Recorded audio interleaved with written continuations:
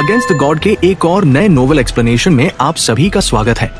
पिछले एपिसोड के last scene में देखा था कि पूरा कोर्टयार्ड शोर से भर गया। आइस फीनिक्स डिसाइपल्स पागलों की तरह चिल्लाने लगे। वो जीत गया, सीनियर ब्रदर यूनचे जीत गया, सेक्ट मास्टर जीत गई। तो सीनियर ब्रदर यूनचे सच में इतने स्ट्रांग थे। तभी सेक्ट मास्टर ने उन्हें अपना डायरेक्ट डिसाइपल चुना। अरे पागल हो क्या, आखिर वो सेक्ट मास्टर है, उनकी पारखी नजर गलत कैसे हो सकती है। सीनियर ब्रदर यूनचे सच में मुहाने से 10 गुना ज्यादा स्ट्रांग है। क्या वो सच में डिवाइन ओरिजिन रियल्म पर है? फ्यू, बहुत डरावना है भाई। एक डिवाइन ओरिजिन रियल्म ने डिवाइन ट्रिब्यूलेशन रियल्म को हरा दिया। उसने पोयुन को फाइट में नहीं हराया। अगर असली फाइट होती तो यूनचे नहीं टिक पाता। लेकिन एलिमेंटल लॉस की समझ में यूनचे गॉड लेवल पर है। वो अफवाह सच थी कि ये हेवनली नेदरफ्रॉस्ट लेक में 10,000 फीट नीचे गया था। अब आगे अगर ये डिवाइन ओरिजिन रियल्म पर ऐसा है तो फ्यूचर में तो ये मॉन्स्टर बनेगा। शायद अगला स्नो सॉन्ग रियल्म किंग यही हो। मतलब ये अगला रियल्म किंग बनेगा। बहुत ज्यादा चांसेस है। शोर और तालियों की गड़गड़ाहट रुकने का नाम नहीं ले रही थी। जब ये असेंबली शुरू हुई थी तब सब यूनचे से जल रहे थे, नफरत कर रहे थे। किसी को उस पर भरोसा नहीं था। लेकिन अब सबकी आंखों में उसके लिए इज्जत और एक अलग ही चमक थी। ये सिर्फ यूनचे की जीत नहीं थी। मुशुआनियन और हुओ रुली के बीच लगी शर्त की वजह से ये दो रियल्म्स की इज्जत का सवाल बन गया था। हुओ पोयुन का टैलेंट बहुत भयानक था। जब उसने मुहाने को बुरी तरह हराया था तो आइस फीनिक्स डिसाइपल्स को डिस्पेयर फील हुआ था। लेकिन पलक झपकते ही वही पोयुन अब यूनचे के सामने जमीन पर पड़ा था। भीड़ के शोर के बीच यूनचे धीरे धीरे हुओ पोयुन की तरफ बढ़ा। हुओ पोयुन का सिर झुका हुआ था, उसका शरीर कांप रहा था। उसके चारों तरफ डिस्पेयर और डिप्रेशन का एक डेंस ऑरा बन गया था। बिना शक वो एक असली हेवनली टैलेंट था। फ्लेम गॉड रियल्म की हिस्ट्री का सबसे बड़ा जीनियस। तीनों ग्रेट सेक्ट मास्टर्स ने उसे माना था। उसमें घमंड था पर वो अरोगेंट नहीं था। और ऐसे इंसान का अपनी सबसे पावरफुल एबिलिटी यूज करने के बाद एक लो कल्टिवेशन वाले से हार जाना, ये उसके लिए एक बहुत बड़ा झटका था। ये हार उसके दिल में एक शैडो बन सकती थी, एक ऐसा नाइटमेयर जो उसके फ्यूचर कल्टिवेशन और ब्रेक थ्रूज को रोक सकता था। यूनचे नहीं चाहता था कि उसकी वजह से एक असली टैलेंट बर्बाद हो जाए। यूनचे उसके पास रुका और अपना हाथ आगे बढ़ाया और कहा, ब्रदर पोयुन, एलिमेंटल लॉस के मामले में मैं जीता हूंगा, लेकिन प्रोफाउंड स्ट्रेंथ में मैं तुम्हारे आसपास भी नहीं हूं। यह कंपटीशन तुम्हारे लिए फेयर नहीं था और मुझे अपनी जीत पर थोड़ी शर्मिंदगी है। हम एक ही उम्र के हैं, लेकिन तुम्हारी प्रोफाउंड स्ट्रेंथ मुझसे कई गुना ज्यादा है। मैं तुम्हारी प्रशंसा करता हूं और तुमसे जलता भी हूं। फ्यूचर में तुम मेरे टारगेट रहोगे तो मेहनत करना मत छोड़ना। प्रोफाउंड कल्टिवेशन के रास्ते पर मुझे तुमसे आगे मत निकलने देना, और बदले में मैं तुम्हें एलिमेंटल लॉज में मुझसे आगे नहीं निकलने दूंगा। हुओ पोयुन ने सिर उठाया और यूनचे को देखा। धीरे धीरे उसकी आंखों का तूफान शांत हो गया। उसने यूनचे का हाथ पकड़ा और खड़ा हो गया। उसने कहा, मैं हुओ पोयुन कभी हार नहीं मानता। उसकी उदासी ऐसे गायब हुई जैसे सुबह की धूप में कोहरा। उसके चेहरे पर एक मुस्कान आई और उसने कॉन्फिडेंट होकर कहा, भले ही आज मैं हार गया, लेकिन एक दिन मैं इसे वापस जीत लूंगा। ब्रदर यूनचे, तुम बच के रहना। यूनचे की बातों में उसे ईमानदारी महसूस हुई थी। ये जीतने वाले की तरफ से कोई दिखावटी दया नहीं थी। तुम्हें भी, यूनचे ने भी स्माइल दी। दोनों ने एक दूसरे का हाथ कसकर पकड़ा। वहां एक म्यूचुअल रिस्पेक्ट थी। यान वानकांग और यान जुएहाई सब देख रहे थे। यान जुएहाई ने गहरी सांस ली। स्नो सॉन्ग रियल्म की इस जनरेशन में एक अविश्वसनीय इंसान पैदा हुआ है। एलिमेंटल लॉस की समझ ही तय करती है कि कोई कितना आगे जाएगा। ये लड़का यूनचे, मुझे डर है कि फ्यूचर में ये मुशुआनियन से भी आगे निकल जाएगा। ये डरावना है, लेकिन मैं इसे देखने के लिए उत्साहित भी हूं। पहली बार यान वानकांग ने किसी की इतनी तारीफ की थी। घमंड नहीं, एरोगेंस नहीं, क्या डिमीनर है। मुहुआनजी ने जोर से यूनचे की तारीफ की। सारे एल्डर्स और पैलेस मास्टर्स ने सहमति में सिर हिलाया। यूनचे ने फ्लेम गॉड रियल्म के तीनों मास्टर्स के सामने उनकी सेक्ट की नाक ऊंची कर दी थी। अब उन्हें शर्म आ रही थी कि उन्होंने मुशुआनियन के फैसले पर शक किया था। मुशुआनियन ने ठंडी आवाज में कहा, यूनर वापस आओ। यूनचे तुरंत उनके पास लौट आया। मुशुआनियन की बर्फीली नजरें अब हुओ रुली पर टिकी थी। उन्होंने कहा, हुओ रुली, अब जब हार जीत तय हो गई है तो तुम अपने शब्द तो नहीं भूले ना। हुओ रूली ने झटके से सिर उठाया, दांत पीसे और भारी आवाज में कहा, हार तो हार है। मु शुआनियन, चिंता मत करो। मैं हुओ रूली जो बोलता हूं वो करता हूं, चाहे आसमान गिर जाए या धरती फट जाए। अगर तुम्हें मेरी जान चाहिए तो मैं अभी तुम्हारे सामने मरने को तैयार हूं। मैं कसम खाता हूं कि गोल्डन क्रो सेक्ट कभी बदला नहीं लेगा। क्या तुम खुश हो? मु शुआनियन ने ताना मारा, तुम्हारी जान। जब बिंग्यून सालों तक उस फ्लेम पॉइजन से तड़प रही थी तब मैं सच में तुम्हारी जान लेना चाहती थी, लेकिन अब जब वो ठीक हो गई है तो मेरे अंदर अब वो सेल्फिश इरादा नहीं है कि मेरी नफरत की वजह से 2 रियल्म्स तबाह हो जाए। मेरे लिए अब तुम्हारी जान की कोई कीमत नहीं है। अगर तुम मुझे अपनी जान दे भी दो तो भी मैं उसे लेने की जहमत नहीं उठाऊंगी। वो रूली थोड़ा कंफ्यूज हो गया, तो फिर तुम्हें मुझसे क्या चाहिए? जैसे ही मु शुआनियन बोली, मुझे सिर्फ एक चीज चाहिए। कोर्टयार्ड में फिर से बर्फबारी शुरू हो गई। पलक झपकते ही 9 सन्स हेवंस फ्यूरी की बची कुची गर्मी खत्म हो गई और मौसम वापस ठंडा हो गया। मुझे तुम्हारे गोल्डन क्रो सेट की पूरी golden crow's record of the burning world चाहिए। क्या? हुओ रूली कांप गया। उसने सपने में भी नहीं सोचा था कि मु शुआनियन ये मांग लेगी। यान वानकांग ने गंभीरता से कहा, ये स्नो सॉन्ग रियल्म किंग, मुझे बोलने दे। Golden crow's record of the burning world हमारे सेक्ट की कोर प्रोफाउंड आर्ट है। इसे ट्रांसफर नहीं किया जा सकता, और तो और इसे सिर्फ वही कल्टिवेट कर सकता है जिसके पास गोल्डन क्रो ब्लड लाइन या सोल हो। किसी बाहरी के लिए इसे सीखना नामुमकिन है। ऊपर से तुम्हारा sect ice profound energy use करता है जो इसके बिल्कुल अपोजिट है। मैं जानना चाहता हूं कि तुम्हें ये क्यों चाहिए? मु शुआनियन ने रूडली कहा, मुझे तुम्हें अपना मकसद बताने की कोई जरूरत नहीं है। हुओ रूली, तुम इसे दे रहे हो या नहीं? सिर्फ यान वानकांग नहीं, पूरा डिवाइन आइस फिनिक्स सेक्ट भी कंफ्यूज था। कोई समझ नहीं पा रहा था कि सेक्ट मास्टर ने कुछ भी मांगने की शर्त पर यह क्यों मांगा। हाँ, ये एक प्रिमोर्डियल गॉड आर्ट है, इसे देखने का मन सबका करता है, लेकिन बिना ब्लड लाइन के ये बेकार है। यान जुएहाई ने यान वानकांग और हुओ रूली को साउंड ट्रांसमिशन भेजा। मु शुआनियन जैसी इंसान के लिए जो डिवाइन मास्टर रियल्म पर पहुंच चुकी है, एक छोटा सा स्टेप आगे बढ़ाना भी बहुत मुश्किल है। अगर उसे ये मैनुअल चाहिए तो शायद वो इससे कुछ कंप्रिहेंशन हासिल करना चाहती है, भले ही वो इसे कल्टिवेट न कर पाए। लेकिन आखिर ये एक ट्रू गॉड आर्ट है और इसमें ट्रू गॉड लॉस छिपे हैं। यान वानकांग ने सोचा और सिर हिलाया। यही एक लॉजिकल एक्सप्लेनेशन थी। वो रूली के माथे की नसें फड़क रही थी। भारी सांसें लेते हुए उसने कहा, मैं हुओ रूली अपनी जुबान का पक्का हूं। ये कहते ही उसके हाथ में फ्लेम्स का एक गोला बना। उसने हाथ घुमाया और वो गोला मु शुआनियन की तरफ फेंक दिया। मु शुआनियन ने उसे कैच किया और फ्लेम्स बुझा दी। उनके हाथ में एक जेड स्क्रिप्चर थी जो क्रिम्सन गोल्ड रोशनी में चमक रही थी। उन्होंने उसे खोल कर भी नहीं देखा, बस सीधा रख लिया और इंडिफरेंटली कहा, सेक्ट मास्टर हुओ सच में भरोसेमंद है। अब मेरी नजर में तुम्हारी इज्जत बढ़ गई है। हुओ रूली ने जोर से नाक से आवाज निकाली, हम्फ। ऐसा लग रहा था जैसे उसके शरीर का हर एक रोंगटा गुस्से से जल उठेगा। मु शुआनियन ने जेड स्क्रिप्चर को रखा और यान वानकांग की तरफ देखा। माहौल अभी भी काफी टेंस था।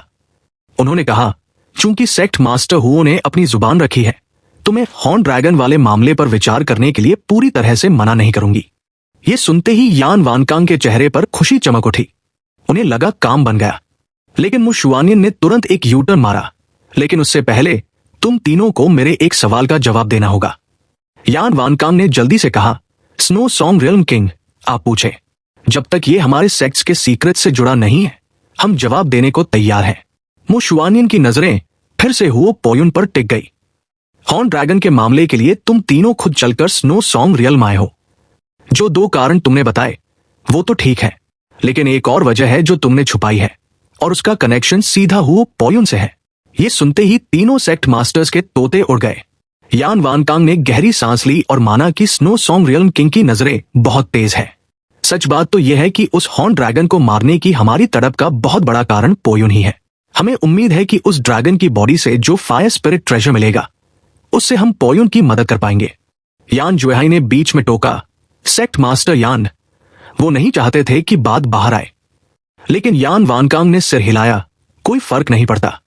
बिना स्नो सॉन्ग रियल्म किंग की ताकत के उस एंशिएंट हॉर्न ड्रैगन को मारना नामुमकिन है।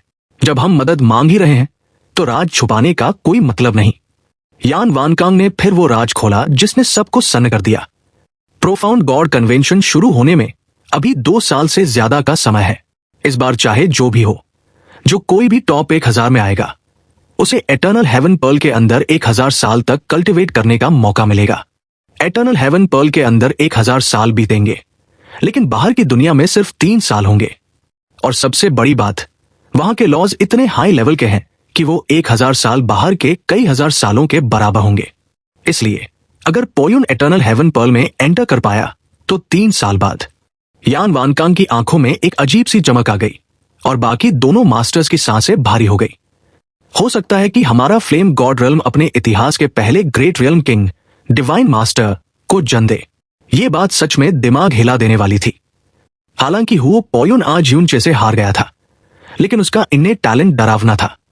सिर्फ 24 साल की उम्र में गोल्डन क्रोज रिकॉर्ड का 10वां रियल्म कॉम्प्रिहेंड कर लेना, ऐसा टैलेंट फ्लेम गॉड रियल्म ने पहले कभी नहीं देखा था। अगर ऐसा बंदा एटर्नल हेवन पर्ल में 1000 साल ट्रेनिंग कर ले तो वो किस लेवल पर पहुंचेगा, इसका अंदाजा लगाना भी मुश्किल था। मु शुआनियन ने ताना मारा, प्लान तो अच्छा है, लेकिन एटर्नल हेवन पर्ल में जाने के लिए प्रोफाउंड गॉड कन्वेंशन के टॉप 1000 में आना होगा। पोयुन का फ्लेम्स के साथ टैलेंट बहुत हाई है, तुम तीनों बुड्ढों से तो बहुत ज्यादा, लेकिन उसका प्रोफाउंड कल्टिवेशन अभी भी बहुत कम है। वो मिडिल स्टार रियल्म्स के बच्चों से तो लड़ लेगा, लेकिन अपर स्टार रियल्म्स के मॉन्स्टर्स के सामने वो टिक नहीं पाएगा। वो क्वालिफाई कैसे करेगा? यान वानकांग ने सिर हिलाया। आप सही कह रही हैं। यही असली वजह है कि हम प्रोफाउंड गॉड कन्वेंशन से पहले उस एंशिएंट हॉर्न ड्रैगन को मारना चाहते हैं।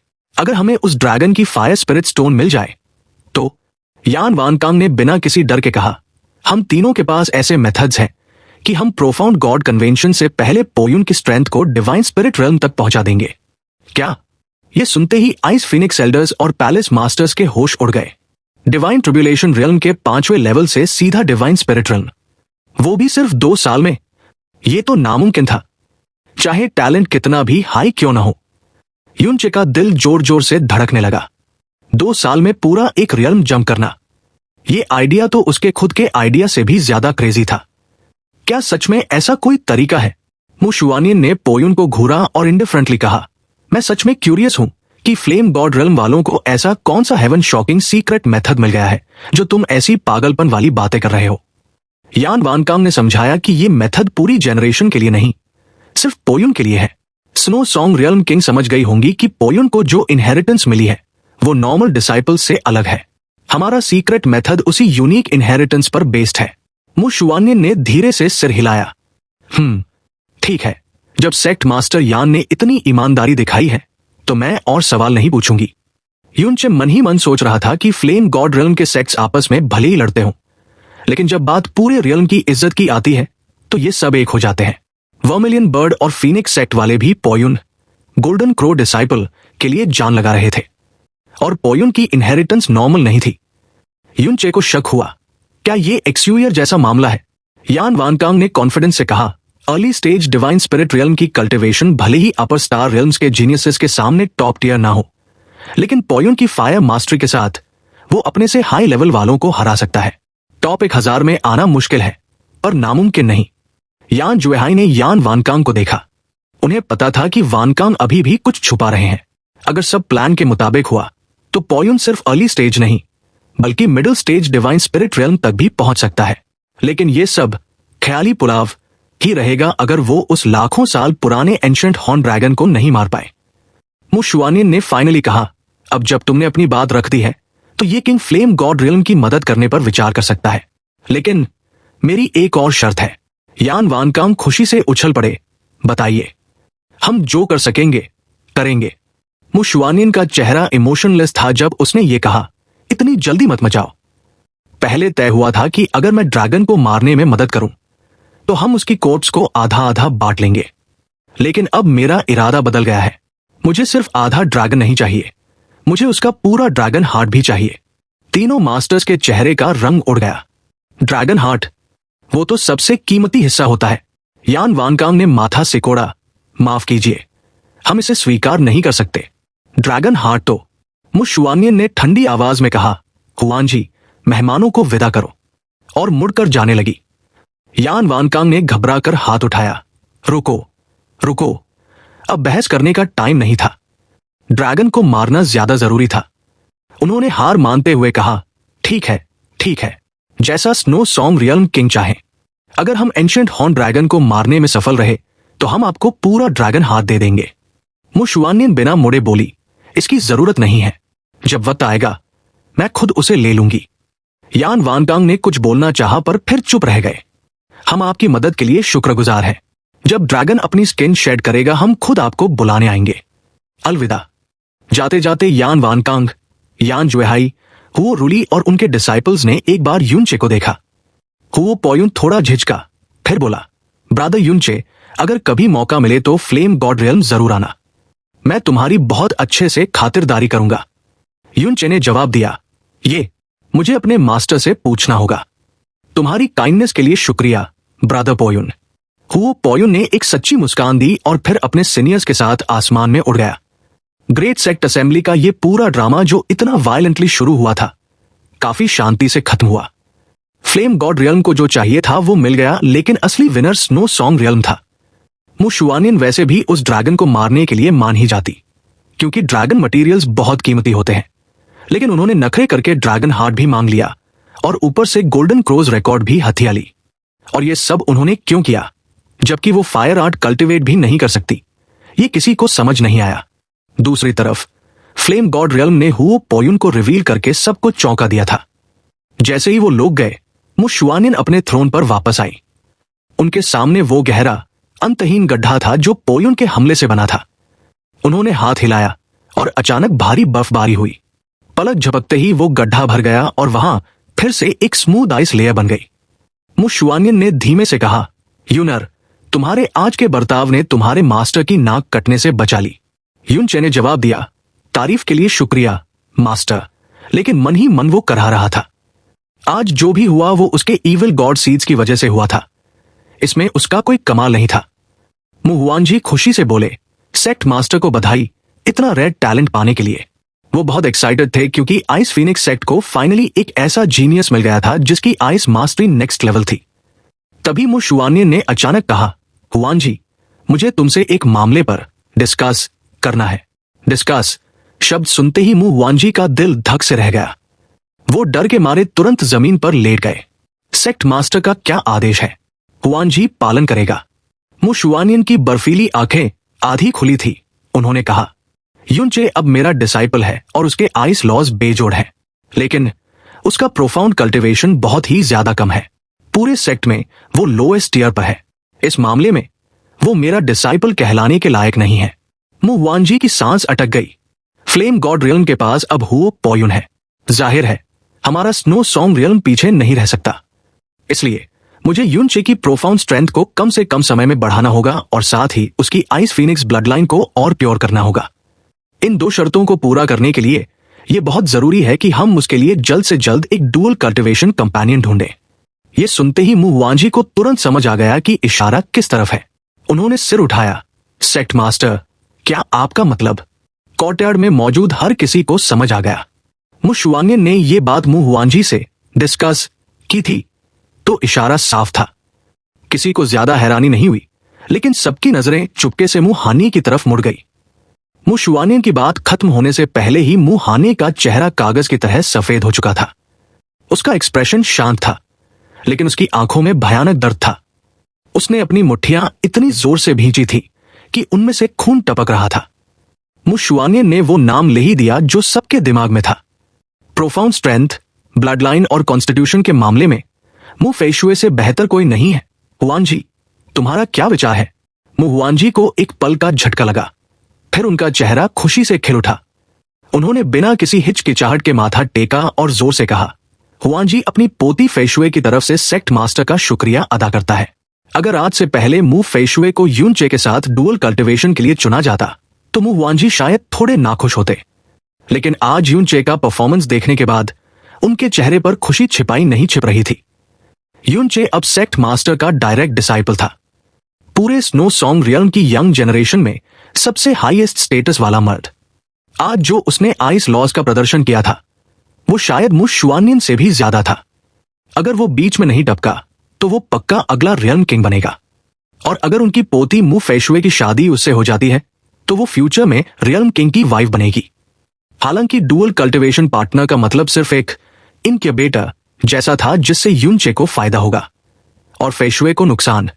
लेकिन यूनचे के स्टेटस और फ्यूचर को देखते हुए मु वांजी के पास मना करने का कोई रीजन नहीं था।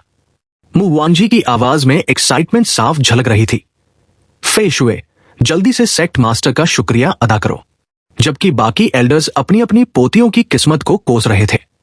मु फेशुए आगे आई और घुटनों पर बैठ गई। मु शुआनियन ने पूछा, फेशुए, क्या तुम्हें इस मामले में कोई ऑब्जेक्शन है? फेशुए ने जवाब दिया, सब कुछ सेक्ट मास्टर के प्लान के हिसाब से होगा। उसकी आवाज में कोई इमोशन नहीं था, न खुशी न गम। उसने शुरू से आखिर तक यूनचे को एक बार भी नहीं देखा। मु शुआनियन ने सैटिस्फाइड होकर सिर हिलाया, बहुत बढ़िया। हुआन जी, फेशुए के पेरेंट्स को इन्फॉर्म कर देना। तारीख बाद में तय करेंगे, लेकिन जितनी जल्दी हो उतना अच्छा। मु हुआन जी ने सिर हिलाते हुए कहा, समझ गया, मैं कल से ही तैयारी शुरू कर दूंगा। उधर यूनचे एकदम लकड़ी की तरह स्टिफ खड़ा था। उसका मुंह खुला का खुला रह गया था। क्या क्या हो रहा है ये? Dual cultivation partner, divine eyes Phoenix sect में ऐसा भी कुछ होता है। और सबसे बड़ी बात, ये मेरी लाइफ का फैसला है। मुझसे किसी ने पूछा क्यों नहीं? मैं तो मुंह फेशुए को ठीक से जानता भी नहीं, बात करना तो दूर की बात है। यूनचे कुछ बोलना चाहता था, लेकिन मु शुआनियन ने उसे मौका ही नहीं दिया। वो खड़ी हुई और अपनी बर्फीली नजरों से सबको स्कैन करते हुए बोली, डिसाइपलशिप सेरेमनी खत्म हो चुकी है। अगर और कुछ नहीं है तो तुम सब जा सकते हो। सब लोग ऑर्डर मानकर वहां से चले गए। आइस फीनिक्स डिवाइन हॉल के पीछे बहुत सारे डिसाइपल्स मुहानी को सांत्वना दे रहे थे। मुहानी का फेशुए के लिए ऑब्सेशन सबको पता था। सब मानते थे कि वो दोनों मेड इन हेवन है। लेकिन अब फेशुए को यूनचे को दे दिया गया था, वो भी एक इनक्यूबेटर की तरह। मुहानी, जो कभी सेक्ट का सबसे चमकता सितारा था, अब यूनचे की परछाई में खो गया था।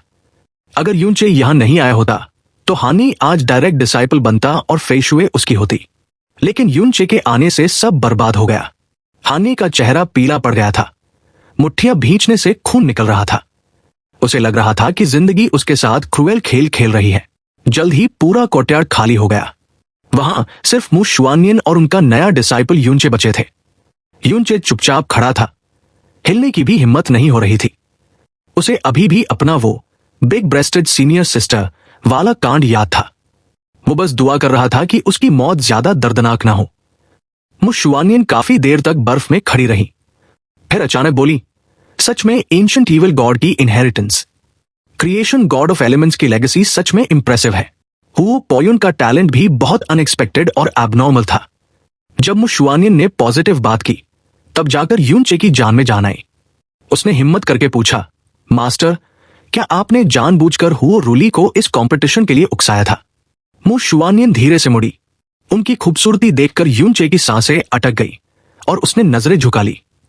मु शुआनियन ने उल्टा सवाल किया, तुम्हें हुओ रूली के बारे में क्या लगता है? यूनचे ने सोचा और कहा, वो काफी चिड़चिड़े लगते हैं, शायद गोल्डन क्रो ब्लड लाइन की वजह से, लेकिन वो जुबान के पक्के भी लगते हैं। मु शुआनियन ने नाक सिकोड़ी, चिड़चिड़े? हम्फ, हुओ रूली गोल्डन क्रो सेक्ट मास्टर है, फ्लेम गॉड रियल में एक किंग की तरह। अगर वो सच में बेवकूफ होता तो सेक्ट मास्टर नहीं बन पाता। मु शुआनियन ने एक्सप्लेन किया कि हुओ रूली बहुत चालाक है, लेकिन उसका एक बड़ा वीकनेस है, गुस्सा आने पर वो कंट्रोल खो देता है। और मु शुआनियन के लिए उसे गुस्सा दिलाना बहुत आसान था। यूनचे ने सिर उठाया तो मास्टर ने जानबूझकर उन्हें गुस्सा दिलाया। मु शुआनियन ने एक और सवाल पूछा, वो तीनों सेक्ट मास्टर्स आज अपने डिसाइपल्स लेकर क्यों आए थे? सिर्फ 3 ही क्यों? यूनचे के पास कोई जवाब नहीं था। ऊपर से ऐसा लग रहा था कि हुओ रूली मजबूरी में पोयुन को लाया है, लेकिन असल में उल्टा था। हुओ रूली खुद चाहता था कि वो पोयुन को लाए और मुझे नीचा दिखाए। उसे पता था कि मैंने डायरेक्ट डिसाइपल एक्सेप्ट किया है और वो मुझसे बदला लेना चाहता था। यूनचे ने कहा, मास्टर सच में सेक्ट मास्टर हुओ को बहुत अच्छे से समझती है। मु शुआनियन ने ठंडे स्वर में कहा, हम्फ, वो अभी मेरे साथ माइंड गेम्स खेलने के लायक नहीं है। यूनचे का दिल कांप गया। हुओ रूली जैसे पावरफुल इंसान को मु शुआनियन ने अपनी उंगलियों पर नचाया था। यूनचे को लगने लगा कि मु शुआनियन के पास ज्यादा रहना बहुत खतरनाक हो सकता है। यूनचे ने पूछा, मास्टर, क्या आपने golden crow's record of the burning world पाने के लिए ये सब प्लान किया था? मु शुआनियन ने लापरवाही से कहा, वो तो बस मेरा मूड चेंज हुआ था। तभी मु शुआनियन ने अपनी हथेली खोली। उसमें वो गोल्डन स्क्रॉल था। उन्होंने उसे सीधे यूनचे की तरफ बढ़ा दिया। ये स्क्रॉल सोल इम्प्रिंट से बना है। इसे सिर्फ एक बार देखा जा सकता है, फिर ये गायब हो जाएगा। तुम इसमें से कितना सीख पाते हो, ये तुम पर डिपेंड करता है। यूनचे सन्न रह गया। आपने ये मेरे लिए किया? मु शुआनियन ने ऑर्डर दिया। बैठो। यूनचे चुपचाप बैठ गया। मु शुआनियन उसके पास आई, एक उंगली उठाई। उनकी उंगली पर एक आइस ब्लू खून की बूंद चमक रही थी। उन्होंने उसे यूनचे के माथे के बीच में टच किया। यूनचे का शरीर कांपा। वो बूंद उसके अंदर समा गई और उसके शरीर पर एक आइस ब्लू लाइट चमकने लगी। ये आइस फीनिक्स गॉड का खून था, और वो भी प्योरेस्ट ओरिजिन ब्लड। मु शुआनियन ने अपना हाथ वापस खींच लिया और चुपचाप उसे देखने लगी। पिछले कुछ दिनों से यूनचे सोच रहा था कि मु शुआनियन का डिसाइपल बनना सही था या गलत, वो लकी था या अनलकी। और मजे की बात यह थी कि मु शुआनियन के दिमाग में भी यूनचे के लिए बिल्कुल यही सवाल चल रहे थे। आइस फीनिक्स ब्लड लाइन जैसे ही यूनचे की बॉडी में एंटर हुआ, उसे एक बहुत ही अलग फीलिंग आई। फिनिक्स और गोल्डन क्रो का ब्लड बहुत ही वायलेंट और जलाने वाला था, लेकिन आइस फीनिक्स का ब्लड एकदम शांत और जेंटल था। वो धीरे धीरे उसकी वेंस में, ब्लड लाइन में ऐसे मिक्स हो रहा था जैसे पानी में बर्फ। यूनचे ने अपनी आंखें खोली तो उनमें एक नीली चमक थी। उसने अपना हाथ उठाया और उसकी हथेली पर एक छोटा सा आइस बीड बन गया। ये दिखने में तो बर्फ का टुकड़ा था, लेकिन इसमें जान थी। इसमें वो डिवाइन वे ऑरा था जो अब यूनचे का हिस्सा बन चुका था। तभी मु शुआनियन की ठंडी आवाज उसके कानों में गूंजी। 7.5 मिनट। मतलब यूनचे ने इतनी जल्दी ब्लड अब्सॉर्ब कर लिया था। यूनचे सम्मान से खड़ा हुआ, लेकिन मु शुआनियन ने उसे फॉलो करने को कहा। पलक झपकते ही वो सैकड़ों मीटर दूर एक दूसरी जगह प्रकट हुई और यूनचे उसके पीछे भागा। वो लोग सेक्रेड हॉल में पहुंचे। ये हॉल इतना बड़ा था कि इसकी छत और दीवारें भी ठीक से नहीं दिख रही थी। बस चारों तरफ अनंत बर्फ और सन्नाटा था। यहां की ठंड हेवनली नेदर फ्रॉस्ट लेक जैसी ही जानलेवा थी। मु शुआनियन ने साफ शब्दों में कहा, आज से तुम यही कल्टिवेट करोगे। तुम मेरे डायरेक्ट डिसाइपल हो, तो दिमाग से ये ख्याल निकाल देना कि तुम्हें आराम मिलेगा। ट्रेनिंग इतनी क्रूर होगी कि तुम सोच भी नहीं सकते। अगर अभी भी रिग्रेट्स है तो बोल दो, बाद में पीछे हटने का मौका नहीं मिलेगा। यूनचे ने मजबूती से सिर हिलाया। वो यहां मजे करने नहीं आया था, उसे पावर चाहिए थी। मु शुआनियन ने कहा, वैसे तो मुझे तुम्हें ice phoenix god investiture canon फिर से सिखाना चाहिए था, लेकिन तुम पहले से ही उसे कल्टिवेट कर रहे हो और हैवी स्वॉर्ड तुम्हारा मेन वेपन है, तो मूवमेंट स्किल तुम्हारे लिए सबसे जरूरी है। मु शुआनियन ने अपना हाथ आगे किया। ध्यान से देखो। जैसे ही उसने ये बोला, यूनचे ने देखने की कोशिश की, लेकिन अचानक उसकी गर्दन के पीछे एक रोंगटे खड़े कर देने वाली ठंडक महसूस हुई। वो बिजली की तेजी से मुड़ा और देखा कि मु शुआनियन उसके ठीक पीछे खड़ी थी। उसकी उंगलियां यूनचे के गले से बस आधा इंच दूर थी। अगर वो चाहती तो पल भर में उसका गला उड़ा देती। यूनचे का पसीना छूट गया, लेकिन तभी उसे अपनी राइट साइड और ऊपर से भी खतरा महसूस हुआ। उसने देखा तो वहां 2 और मु शुआनियन हवा में मौजूद थी। अगले ही पल वो सारी आफ्टर इमेजेस गायब हो गई और असली मु शुआनियन वही सामने खड़ी थी जहां वो शुरू में थी। यूनचे हक्का बक्का रह गया। ये क्या था? मु शुआनियन ने समझाया, जैसे स्टार गॉड रियल्म की star god's broken shadow technique है, वैसे ही ये स्नो सॉन्ग रियल्म की मून स्प्लिटिंग कैस्केड है। स्टार गॉड्स ब्रोकन शैडो में आफ्टर इमेजेस बनते हैं, लेकिन मेरी टेक्निक में एक खास बात है, प्रेजेंस कंसीलमेंट। यूनचे ने हैरानी से पूछा, मतलब खुद की मौजूदगी छिपाना? मु शुआनियन ने बताया कि मून स्प्लिटिंग कैस्केड न सिर्फ आफ्टर इमेज छोड़ती है, बल्कि यूजर के ऑरा को भी छिपा लेती है। दुश्मन को लगेगा कि तुम वहीं खड़े हो, जबकि तुम वहां से मूव कर चुके होगे। और अगर इसे परफेक्ट लेवल पर मास्टर कर लिया जाए तो कल्टिवेटर पूरी तरह इनविजिबल भी हो सकता है। यूनचे का मुंह खुला का खुला रह गया। स्टार कंसीलिंग ग्रास जैसा इफेक्ट एक टेक्निक से, ये तो चीट कोड जैसा था। मु शुआनियन ने आगे कहा, यह टेक्निक आइस फिनिक्स स्पिरिट ने खुद छोड़ी थी। इसे कल्टिवेट करना ice phoenix god investiture canon से 100 गुना मुश्किल है। पूरे सेक्ट में मेरे अलावा इसे कोई मास्टर नहीं कर पाया, यहां तक कि मु बिंगयून भी नहीं। मु शुआनियन ने यूनचे के माथे और छाती पर उंगली रखकर टेक्निक की नॉलेज उसके दिमाग में ट्रांसफर कर दी। यूनचे ने आंखें बंद की और कुछ ही पलों बाद आंखें खोल दी। मु शुआनियन ने पूछा, कितना याद हुआ? यूनचे ने कहा, सब कुछ। मु शुआनियन को यकीन नहीं हुआ, सब कुछ? चल झूठ मत बोल, करके दिखा। यूनचे ने फिर आंखें बंद की, फोकस किया और स्वोश, एक ठंडी हवा चली और यूनचे 30 मीटर दूर जाकर प्रकट हुआ। हालांकि वो थोड़ा लड़खड़ाया और पीछे एक लंबी आइस शैडो बन गई थी, लेकिन उसने टेक्निक एग्जीक्यूट कर दी थी। मु शुआनियन अंदर से पूरी तरह हिल गई थी। जिस टेक्निक का बेसिक स्टेप करने के लिए 37 प्रोफाउंड एंट्रांसेस को एक साथ कंट्रोल करना पड़ता है, जिसमें जरा सी गलती से नसें फट सकती हैं, इस लड़के ने उसे पहली बार में ही कर दिखाया। हालांकि ये परफेक्ट नहीं था, लेकिन ये प्रूफ था कि यूनचे की कंप्रिहेंशन एबिलिटी किसी मॉन्स्टर से कम नहीं थी। मु शुआनियन ने अपनी हैरानी चेहरे पर नहीं आने दी और कड़क आवाज में बोली, अभी बहुत कमियां हैं, अगले 8 घंटे यही प्रैक्टिस करो। अगर शाम तक आइस शैडोज दिखना बंद नहीं हुए तो अगले 3 दिन तक कोई आराम नहीं मिलेगा। यूनचे बेचारा क्या करता, लग गया प्रैक्टिस पर। जाते जाते उसने मु शुआनियन को वो गिफ्ट दिया जो यान वानकांग ने भेजा था, वर्मिलियन बर्ड जेड। मु शुआनियन ने उसे भाव नहीं दिया और यूनचे को ही रखने को बोल दिया। अगले 8 घंटे यूनचे ने पागलों की तरह प्रैक्टिस की। Moon splitting cascade movement technique बहुत ही कॉम्प्लिकेटेड थी, स्टार गॉड्स ब्रोकन शैडो से भी ज्यादा, लेकिन यूनचे के लिए मानो ये बच्चों का खेल था। हर बार जब वो ट्राई करता, उसकी स्पीड बढ़ जाती और आफ्टर इमेज हल्की हो जाती। 8 घंटे बाद मु शुआनियन वापस लौटी। उसने छिपकर यूनचे को देखा और हैरान रह गई। जो इंप्रूवमेंट सालों में आती है, यूनचे ने कुछ घंटों में कर ली थी। यूनचे ने उसे नोटिस किया और पास आया। मु शुआनियन ने पूछा, कुछ कहना है? यूनचे ने थोड़ी हिम्मत जुटाई और वो बात कह दी जो उसके दिल में थी। मास्टर, मुझे पता है कि कल्टीवेशन में जल्दबाजी नहीं करनी चाहिए, लेकिन मेरे पास टाइम नहीं है। क्या कोई ऐसा तरीका है जिससे मैं सिर्फ 2 साल में डिवाइन ट्रिब्यूलेशन रियल्म तक पहुंच सकूं? ये बहुत बड़ी मांग थी। डिवाइन ओरिजिन रियल्म से डिवाइन ट्रिब्यूलेशन रियल्म सिर्फ 2 साल में, यह नामुमकिन था। यूनचे को जैस्मिन से मिलने एटर्नल हेवन रियल्म जाना था और उसके लिए यह पावर जरूरी थी। मु शुआनियन की आंखें चमक उठीं। उसने कहा, नॉर्मल तरीके से तो यह नामुमकिन है, लेकिन डिवाइन आइस फीनिक्स सेक्ट के पास एक शॉर्टकट। यूनचे की उम्मीद जाग गई। मु शुआनियन ने मु फेशुए को वहां बुलाने का आदेश दिया और फिर यूनचे की तरफ मुड़ी। उसने एक ऐसा सवाल पूछा जिससे यूनचे का दिमाग चकरा गया। तुम्हें पता है कि हमारे सेक्ट की टॉप फीमेल डिसाइपल्स शादी क्यों नहीं करती? यूनचे ने अटकते हुए कहा, सुना है कि वाइटल यिन खोने से उनकी कल्टीवेशन स्लो हो जाती है। मु शुआनियन ने राज खोला। सिर्फ यही वजह नहीं है, आइस फीनिक्स ब्लडलाइन एक्सट्रीम यिन होता है। अगर कोई पुरुष उस वाइटल यिन को हासिल कर ले तो उसकी प्रोफाउंड स्ट्रेंथ और बॉडी को जबरदस्त बूस्ट मिलता है, और यही वो शॉर्टकट है। यूनचे सन्न रह गया। मतलब डुअल कल्टीवेशन? मु शुआनियन ने बिना किसी शर्म के कहा, आइस फीनिक्स वाइटल यिन को लूटना ही वो शॉर्टकट है जिससे तुम 2 साल में डिवाइन ट्रिब्यूलेशन रियल्म पहुंच सकते हो।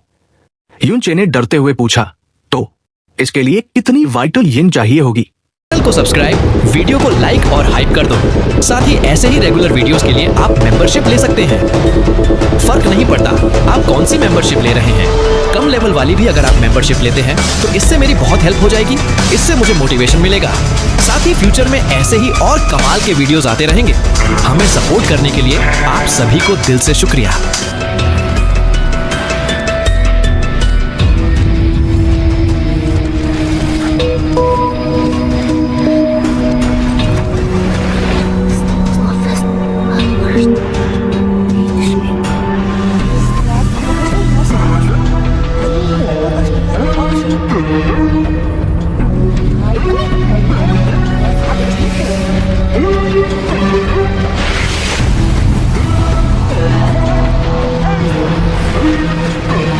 What the?